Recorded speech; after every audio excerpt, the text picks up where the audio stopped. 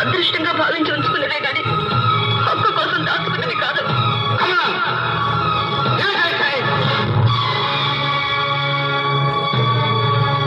ఏమిటి మీరు చేసిన పని? ఏ తాళి బొట్టును స్త్రీ పవిత్రంగా భావిస్తుందో, 7 జన్మలకు రక్షణగా ఉంచుకుంటుందో ఆ తాళిని గట్టిల చేతులతో తీసేస్తారా? ఏదైనా 3 ముళ్ళ బంధానికి మీకు తెలుసు అర్థం. కన్నీటితో నా మనసు మార్చాలని చూస్తున్నావా? కన్నీళ్ళు ఇవి కన్నీళ్ళని మీకు అర్థమైందా? కన్నీళ్ళలా ఉంటాయని మీరు గుర్తుపట్టగలరా? పెళ్లి మండపంలో అంతమంది కన్నీళ్లు పెడుతున్నా చెల్లించకుండా కత్తి దూసిన మీ గుండెకి తెలుసండి కన్నీటి విలువ. ఎందుకో తెలుసా? సంవత్సరానికి 365 రోజుల చొప్పున రోజుకు 24 గంటల పర్యంతం ప్రతి గంట, ప్రతి నిమిషం, అనుక్షణం ఇక్కడ పడిన సమ్మెడ పోట్లు దీన్ని పాషాణంగా మార్చివేశాయి. అర్థంగా పడుతున్న అనాథ శిశువు ఆక్రందనల ఉక్కు పదాలతో బడి నీకు వినిపించదు. అందుకే అనుశాసించే అర్హత పొందిన ఈ మనిషిని అనుమానిస్తున్నావు, అపనిందలు వేస్తున్నావు. పగ తీరిన రోజున నాలోని అగ్నిజ్వాలలు ఆరిపోతాయి. అప్పుడు నా రూపాన్ని చూసి నువ్వే క్షమాపణ కోరుకుంటావు.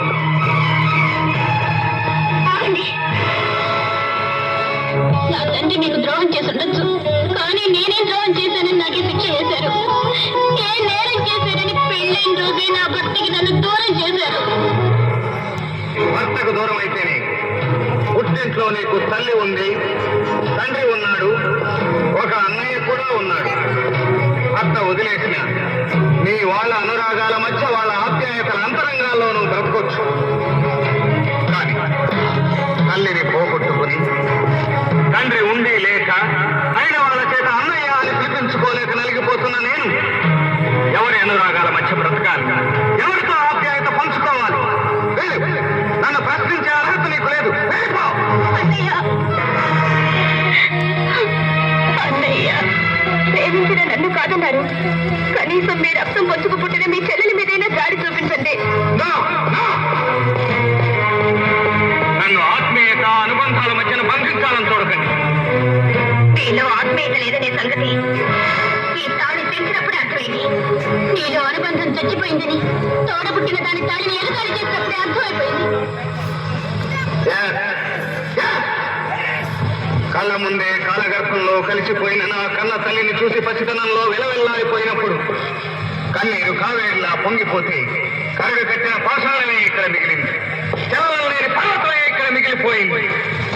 సముద్రం ఇంకిపోయినప్పుడు మిగిలిపోయిన బడబాగ్నిలా ఆర్ద్రత చచ్చిపోయి అగ్ని జ్వాలలు మాత్రమే ఇక్కడ మిగిలిపోయాయి.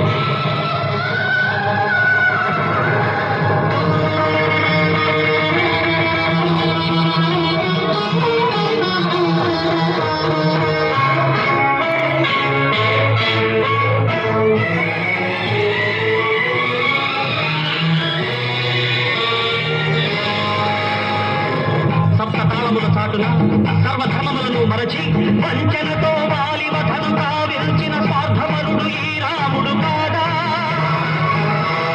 అది కాదా నేరం? దానికి లేదా శిక్ష? రథచక్రం కృంగిన జరిగినప్పుడు ఒక ధర్మాన్ని అనుసరించి రాధేయుని చంపించిన రాజకీయ సూత్రధారి ఈ కృష్ణుడు కాదా? అది కాదా పాపం? దానికి లేదా శిక్ష? ఇదేనా స్థాపయామి ధర్మం? ఇదేనా రక్షయామి బంధం?